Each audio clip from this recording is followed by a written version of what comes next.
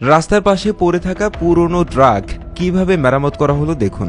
এখানে 3টি পুরনো অশোক লেল্যান্ড ট্রাক পড়ে আছে, আর এগুলোকে চালু করার চ্যালেঞ্জ নিয়েছে এই যুবক। সে তার সরঞ্জাম সহ পুরনো গাড়িটি নিয়ে এখানে এসেছে। হলুদ রঙের যে অশোক লেল্যান্ড ট্রাকটি সে চালু করতে যাচ্ছে সেটি বহু বছর ধরে এই রাস্তার পাশে পরিত্যক্ত অবস্থায় পড়ে আছে। আশেপাশে এরকম আরও 2টি ভাঙাচোরা ট্রাক পড়ে আছে, সেগুলো সম্ভবত মাটি বহনের জন্য বা কনস্ট্রাকশন সাইটে ব্যবহার করা হয়েছিল। যুবকের মতে এই ট্রাকগুলো সেখানে একজনের মালিকানায় রয়েছে, আর তার অনুমতি নিয়েই কাজটি করছে এই যুবক।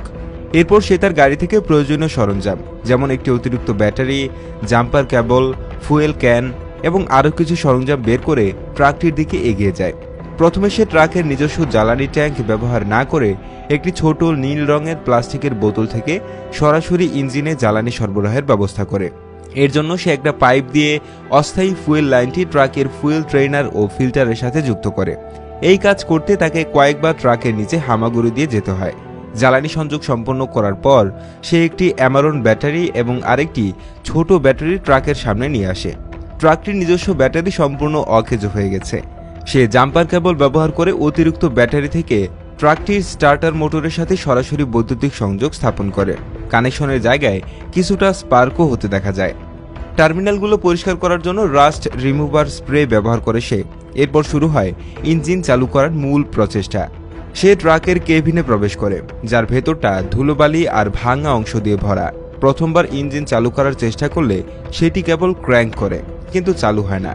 এ সময় একজন সহকারী জানায় এই ট্রাকটি প্রায় 5-6 বছর ধরে বন্ধ হয়ে আছে এবং এর আগে কেবিনের ভেতরে নাকি সাপও দেখা গেছে। এই তথ্য শুনে যুবকটি কিছুটা সতর্ক হয়ে আবার চেষ্টা করে। সে কেবিনের ভেতর থেকে এক্সিলারেটর চেপে ধরে ইঞ্জিন চালু করার চেষ্টা চালিয়ে যায়। বেশ কয়েকবার চেষ্টার পর অবশেষে ইঞ্জিনটি ঘড়ঘড় শব্দ করে চালু হয় এবং সেই সাথে ধোঁয়া বের হতে থাকে। ট্রাকটি চালু হওয়ার পর যুবকটির মুখে ফুটে ওঠে সাফল্যের হাসি। সে জানায় প্রায় 14 মিনিট 38 সেকেন্ড চেষ্টায় সে ইঞ্জিনটি চালু করতে সক্ষম হয়েছে। সে কয়েকবার এক্সেলারেটর চাপ দিতেই আরও বেশি করে কালো ধোঁয়া বের হতে থাকে।